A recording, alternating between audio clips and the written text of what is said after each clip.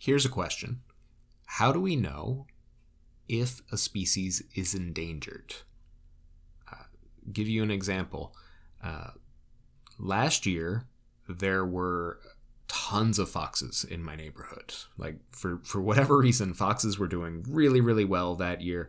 I'm guessing it has something to do with the fact that the year before that, there was a lot of groundhogs. So the parents ate really, really well. They had lots of pups, and then there was an explosion in the number of foxes. So you saw foxes. Every time we went for a walk, we saw like 2 foxes running around in the woods, something like that. This year, there are fewer foxes. So I'm guessing that reflects a decrease in the fox population. Does that indicate that they are an endangered species, or that their population is something I should be concerned about? I don't know. I would have to do some sort of intense population study to come to that conclusion, and I would need some sort of guide to tell me what is and is not considered endangered. And these are the criteria that the International Union for the Conservation of Nature uses to make that determination, the IUCN. So, 1. A species is critically endangered if there's a population reduction of at least 80% over the last 10 years or 3 generations, or projected within the next 10 years or 3 generations. So a population reduction of 80%, yeah, that's something we should be concerned about. That just, if you have a population of 800,000 individuals, and it gets reduced to 200,000 individuals over the last 10 years or 3 generations, that's something we should definitely be concerned about, because that population is disappearing really, really fast. And the reason why it says 10 years or 3 generations, some species have 1-year generations. So 3 generations could be just 3 years. If you lose 80% over 3 generations, that's pretty fast. Some species have generations that take, 10 years, 20 years, 30, very long periods of time. So if there's an 80% population decrease over the course of 3 generations, even if that takes 60 years, that's still a really fast decrease. You see that? So if it's 10 years, they're saying automatically 80% over 10 years definitely puts you on the list. But if it's 3 generations, even if they're very slow generations, that would also be a concern. Extent of occurrence, where they are found, is less than 100 square kilometers, or area of occupancy is less than 10 square kilometers, in addition to any 2 of the following. Now, I feel like I should explain that. The extent of occurrence is the range, the full geographic range in which you might find some population of this species. The area of occupancy is the total area where you actually find those organisms moving around in, which is going to be a smaller portion of the extent of occurrence. So any given population might have a 10 square kilometer range that they actually hang out in, and that's where they do their hunting and where they reproduce and they find water and shelter and all that. That population just lives in that relatively small cluster. But you might have populations that are all over the East Coast. So in that situation, the hypothetical extent of occurrence would be along the entire East Coast. However, the actual area of occupancy would be calculated by adding up all of the little patches of territory that the populations that actually exist actually occupy, which is going to be smaller than the possible extent of occurrence. So a species can be considered critically endangered if its extent of occurrence is smaller than 100 square kilometers, or its total area of occupancy is less than 10 square kilometers, and it has any of the 2 on the following list. It's severely fragmented or known to exist at only a single location, so habitat fragmentation, or only having one very vulnerable population, because if anything happens to that location, then the species is gone. It's continuing to decline in any of the following: its extent of occurrence, its area of occupancy, the quality of its habitat, so habitat destruction, habitat fragmentation, pollution, all of these kinds of factors.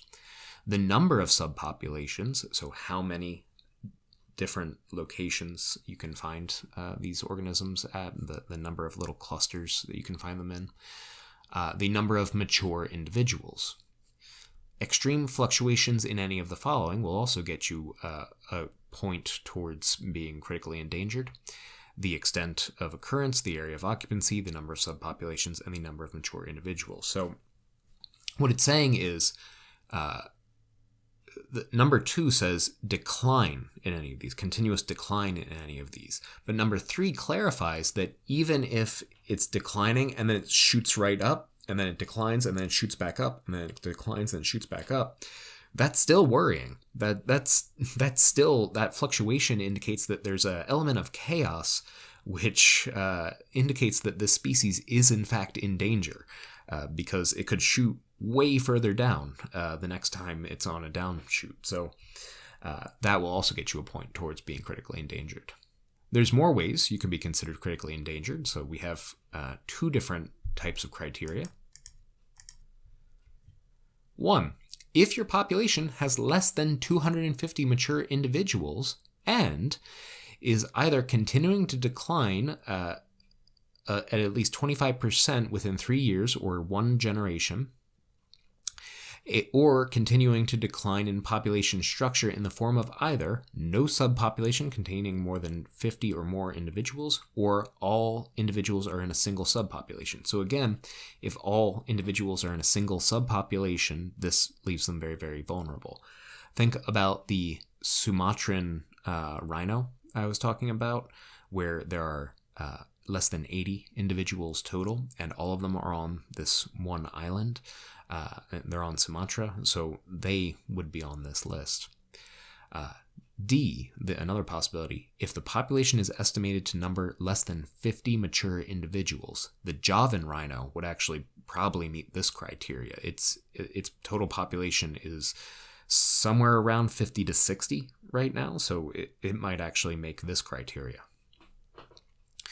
The probability of extinction in the wild is at least 50% within 10 years or 3 generations. So even if you don't meet any of the other criteria on the list, if a scientist could demonstrate that there's some effect which will increase the probability of extinction for a given species to be about 50% within the next 10 years or 3 generations, we could list it as critically endangered. Typically, that is only going to be applied to species that are already known to be at risk from other factors that were discussed on this list. But it's another way that you could list a species as critically endangered. Now, one question might be, why are there so many different types of criteria? And it's because if you imagine we are trying to save a species of ants, right? There's a specific subpopulation, a specific subspecies of ants that we want to make sure survives because they actually play a critical role within their ecosystem. And we are looking at the criteria, a population is estimated to number less than 50 mature individuals. Well, an ant colony will have thousands of ants, but a single ant colony is not a very secure population of ants, because if that one colony gets wiped out, the entire species would be gone. So we need other kinds of criteria because different ones will be appropriate for different types of species. Obviously, there's going to be fewer rhinos in existence than there are ants in existence, but both species can be endangered. All right, so we've rated our species as being endangered. How are we going to protect them? Let's talk about national, local, and international policies for protecting endangered species, starting out with the Endangered Species Act, probably the one you guys are the most familiar with. Notice, passed in 1973, 1970s, gave us the Clean Air Act, gave us the Clean Water Act, gave us the Endangered Species Act. That's when all of our environmental legislation comes through, is the 1970s. This is the legislation which allows the Fish and Wildlife Service to identify threatened species through internal studies and discussion with states, academia, people like me, and other experts in the scientific community. Here we have a bald eagle, like I said, also suffered from DDT. By the late 1960s, only 400 breeding pairs of bald eagles were found in the lower 48 states. That's 800 bald eagles total. Since the passing of the Endangered Species Act, bald eagle numbers have rebounded to more than 7,000 breeding pairs. If you want Americans to care about something, tell them that the bald eagle is about to disappear, and they will turn their act around real fast. Alright, so the Fish and Wildlife Service can identify threatened species. What does it do then? The Fish and Wildlife Service can assist states and private landowners through grants and other incentives. So funds become available through the Endangered Species Act, and a recovery plan will be made for the species. They're protected under the Endangered Species Act. So in order to develop a recovery plan, first thing you gotta do is develop the ideas with stakeholders. Who are stakeholders? People who live in the areas where these endangered species are found. Those are stakeholders. People whose industries will be affected by the regulations that may be required in order to help recover that endangered species. Nonprofits that can be used to assist with the recovery of that species. Let's say the species you're interested in reintroducing is a carnivore, and there are sheep farmers around, for instance. Those farmers would then be a stakeholder. They have concerns regarding the way in which the species will be reintroduced and managed. So anyone who has a interest, financial, social, or other kind of interest in this reintroduction is what we would term a stakeholder. No recovery plan will be enacted efficiently or well unless the opinions and concerns of all stakeholders are taken into account first. At the end of the day, you need cooperation to make these recovery plans function. So there's compromise, there's push and pull, there's negotiation about recovery plans. You're going to need a unique recovery strategy for each species. Now, you can recycle recovery strategy. You don't have to completely reinvent the wheel each time. But where are these organisms going to be able to establish nesting territory? Is the habitat that you're reintroducing them into suitable for them to be able to make their homes or find food or any of these kind of things? Maybe this is where they historically have lived, but maybe habitat destruction and degradation has altered it so much that the primary reason why they went extinct in the first place is still present, so reintroducing them is not actually going to help recover their species that much. Maybe they are slow to reproduce, and we need to use some sort of in-captivity reproduction strategy and then increase their numbers slowly and then reintroduce them that way. There are different tactics that will be appropriate for each kind of species. Identify tasks and partners who could help us with this, right? Sometimes educational organizations, right? You could partner with schools, and you could get help from students that would be very willing to be able to donate some time in order to assist with these kinds of projects, or nonprofits, or sometimes for-profit companies will be willing to assist with this, oftentimes just for the publicity of being associated with a reintroduction task. So you can look for ways to get extra assistance with this project. Establish delisting criteria. At what point does this species cease to be an endangered species? When do we know we've done our job? This will probably be related to the criteria that got them on the list at the first time. The list that I read out at the beginning of this video.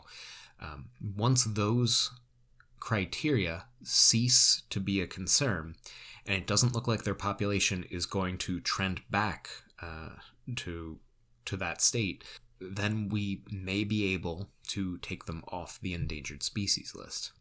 Provide a timetable and cost estimate.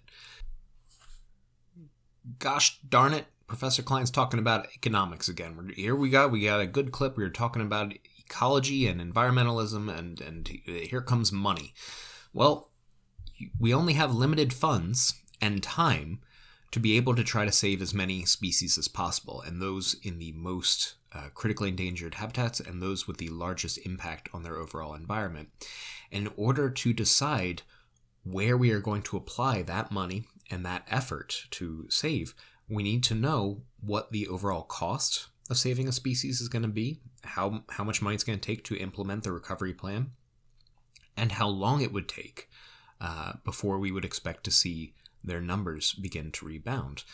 If it doesn't seem likely that we would be able to actually save a species with the amount of money that we have and the amount of time that we would, or we would be able to save maybe 10 other species with the same amount of time and money, it might be a better decision to use those funds elsewhere or reconsider our recovery strategy. So economic calculations always come back. And, this would be really good, if the recovery plan could address multiple species at the same time. That's a clever approach. And it's not that outlandish either, because many species are endangered as a result of habitat destruction, habitat degradation, and other types of forces, pollution. If our recovery plan focuses on an area with multiple endangered species, and our recovery initiatives have to do with restoring that habitat, cleaning up the pollution, replanting the vegetation in that area, undoing some of that damage, it will assist multiple species simultaneously. And that means that we're getting more impact, more positive impact, more recovery for the amount of time and money we invest in the project. This picture here is the black-footed ferret. It is the only ferret native to North America. It lives in the grasslands, in the prairies, and we thought it was extinct, but then we found it again. It was like, oh my god, we thought this was extinct, and there it is. Sometimes something can be so rare in an ecosystem that we don't see it for years at a time, and we go, I guess it's gone. But then we found it again, and recovery efforts have been made to try to increase their numbers, and their population is increasing. They are a predator that specializes on feeding on prairie dogs, so they've been reintroducing them to areas where prairie dogs live. They eat the prairie dogs, and then they will often live inside their burrows. So they have a really important role in the ecosystem in managing the prairie dog population. However, the reason why they went extinct, or almost went extinct, they almost went extinct, was from habitat loss, habitat degradation, all these factors we've talked about before, and also diseases that affected the ferrets, and also diseases that affected the prairie dog population. So there was a bunch of different factors that came through and just kind of decimated the black-footed ferret population. But I mean, we're still working on it. It's looking good though. They're coming back. It's delicate at the moment, but I am optimistic, or I would like to be optimistic. All right, so funding for conservation projects, that's great. Reintroduction efforts, awesome. Cleaning up habitats, cool. All that sounds wonderful. What else does the Endangered Species Act do? Listed wildlife is protected from take and trade. Trade is the sale of live wildlife. So it's just the commercial sale of them. Take is a term that has a wide definition. There's a lot of different terms under there, so here I've listed them out. It means harassing, harming, pursuing, hunting, shooting, wounding, killing, trapping, capturing, collecting, or an attempt to engage in any of those activities. And then that term harm, which is also a little bit vague, could mean habitat destruction that injures or kills the listed species. So listed wildlife is protected from take and trade. The term take is very broad in its definition in this context. And this is where we levy civil and criminal penalties for poachers or for companies that knowingly build structures in protected habitat, or dumping pollution that then would degrade a habitat where endangered species are living. Things that I think the Endangered Species Act is a little bit more well known for. Civil penalties up to $25,000 per violation. Criminal penalties up to $50,000 and or 1 year in prison. If you are an individual person, these fines are pretty big. This is a very strong deterrent against knowingly messing with any endangered species or habitat in which they occupy. If you were a multi-million-dollar company, though, this is not a huge bill to pay for that kind of activity. However, the litigation for penalties at that level would be much more complicated than what we're more familiar with. Like you do some sort of criminal violation, you get the fine and you have to pay it or take it to court. A lot more complexity and the fines can build up and build up and build up, and it would be much larger amounts. However, in many cases, probably still not sufficiently enough to be a deterrent. Whether or not you think these fines should be increased and updated to consider how modern companies and cartels function, that's going to come down to your personal philosophies and ideologies. On the international level, we have the Convention on the International Trade in Endangered Species. So the Endangered Species Act only concerns things that happen in the United States. CITES is globally concerned, and this is how we deal with the trafficking of endangered species parts from those large poaching cartels. 173 parties to the convention have agreed to help protect more than 30,000 species of plants and animals. 173 parties means 173 countries. The total number of countries on Earth, it will actually vary depending on who you ask, because not every country recognizes every other country. But 173 parties is the majority of countries, the vast majority of countries.